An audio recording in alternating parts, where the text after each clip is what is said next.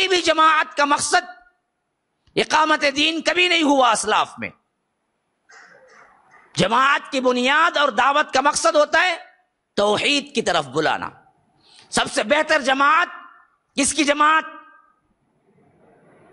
کس کی جماعت؟ انبیاء کی جماعت. اس سے بہتر کوئی دنیا میں جماعت ہے؟ نہیں. اب اس انبیاء کی جماعت کا مقصد اللہ نے کیا بیان کیا ہے سورہ نحل میں؟ فرمایا وَلَقَدْ بَعَثْنَا فِي كُلِّ أُمَّةٍ رَسُولٍ أَنِ اعْبُدُوا اللَّهَ وَاجْتَنِبُوا الطَّاغُوتَ.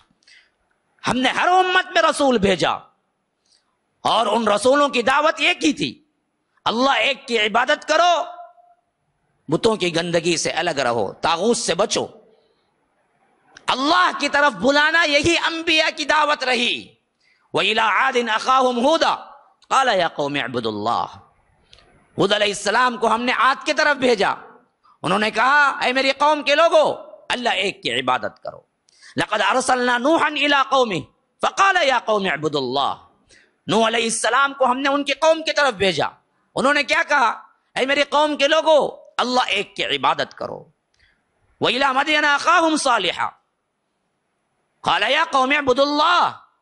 مدین کی طرف ہم نے صالح کو بھیجا، انہوں نے کیا کہا؟ اللہ ایک کی عبادت کرو. ہر رسول ہر نبی جو آیا اس کی دعوت ایک تھی، اس کا کلمہ ایک تھا، اس کا مرکزی نقطہ ایک تھا، وہ تھا اللہ ایک کی دعوت کی طرف بلاؤ.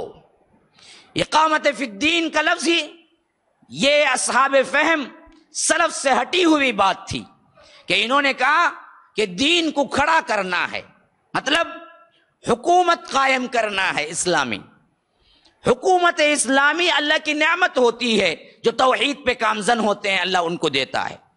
یا نہیں، توحید پر جب متحد ہو جاتے ہیں پھر اللہ تبارک و تعالی حکومت الہیہ قائم کرتا ہے.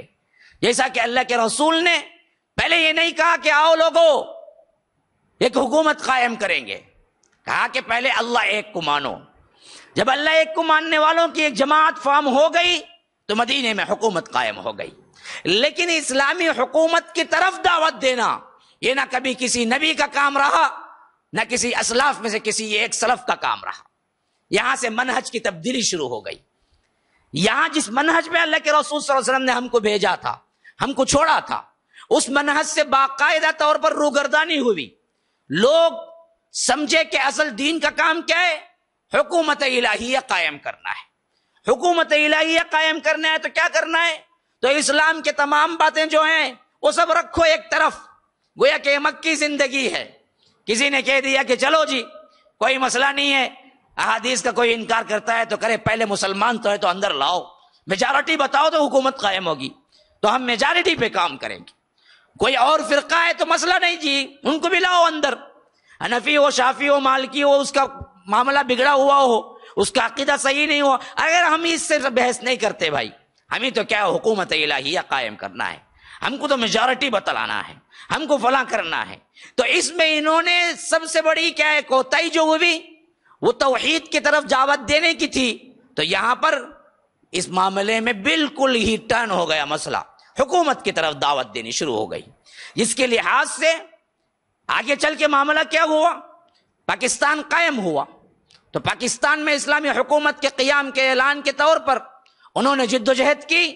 تو سب سے پہلے 1948 میں ایک مرتبہ جیل جانا ہوا، اور بتایا جاتا ہے کہ اسلام کے لیے انہوں نے جیل برداشت کی.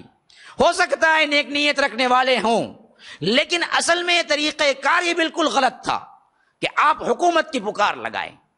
نہ اسلاف میں کوئی پکارا، نہ اصحاب رسول اللہ کا منہج تھا، نہ اللہ کے رسول صلی اللہ علیہ وسلم کا منہج تھا، نہ پچھلے رسولوں کا کسی منہج تھا کہ کوئی آئے حکومت کی طرف بلائے کہ ہمیں حکومت قائم کرنا ہے، خلافت قائم کرنا ہے.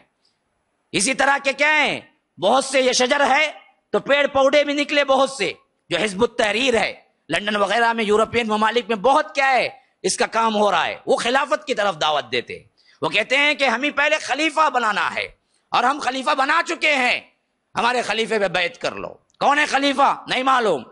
کہاں ہے؟ نہیں معلوم. کیا کرتا ہے؟ نہیں معلوم. کرنا کیا ہے؟ نہیں معلوم.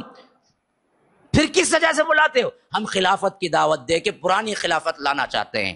ہم پوچھتے ہیں بدبختو یہ کون سا طریقہ ہے؟ کس نے کیا؟ کون سے صحابی نے کیا؟ کون سے رسول نے کیا؟ کون سا رسول تھا جو خلافت کی دعوت دیا؟ دعوت اللہ کی ہوتی ہے، توحید کی ہوتی ہے، خلافت کی نہیں، حکومت کی نہیں۔ یہاں معاملہ پھسلا، یہاں معاملہ پھسلا، اور بہت سے نوجوان اسی وجہ سے گمراہی میں پڑے۔ یہ داعش کا فتنہ بھی وہی فتنہ ہے۔ آج جو داعش ہے، آج ہمارے لحاظ سے ایک سب سے بڑا ناسور بن چکا ہے، ایک سب سے بڑا زخم بن چکا ہے مسلمانوں کے اوپر کہ یہ دہشت گرد ہیں۔ اور اس میں داعش نے جو کام کیا، جس میں نوجوان سپورٹ کیے، یہ گمراہی کی وجہ سے کہ اس نے علل اعلان کہہ دیا کہ اچانک ہم خلیفہ چن چکے ہیں، اگر خلافت کو باقی رکھنا ہے اور تم مسلمان ہو تو آؤ ہمارا ساتھ دو۔ اور چند نوجوانوں نے اس بہکاوے میں آئے اور چلے گئے، اور بعضوں میں کیا ہے، بہت سی کیا ہے، ایسے معاملات ہوئے کہ گھر گھر کے خاندان خاندان برباد ہو کے رہ گئے۔ حالانکہ سوچنا یہ چاہیے کس رسول نے خلافت کی دعوت دی، کس رسول نے حکومت کی دعوت دی، کس رسول نے کیا ہے خلافت اسلامیہ کا نعرہ لگایا؟ کوئی رسول نہیں۔ بلاوا اور دعوت توحید کی ہوتی ہے۔ جب اس کے افراد متحد ہوتے ہیں تو حکومت کے اسباب بنتے ہیں۔ بالکل وہی طرز جو نبی کا طرز ہے۔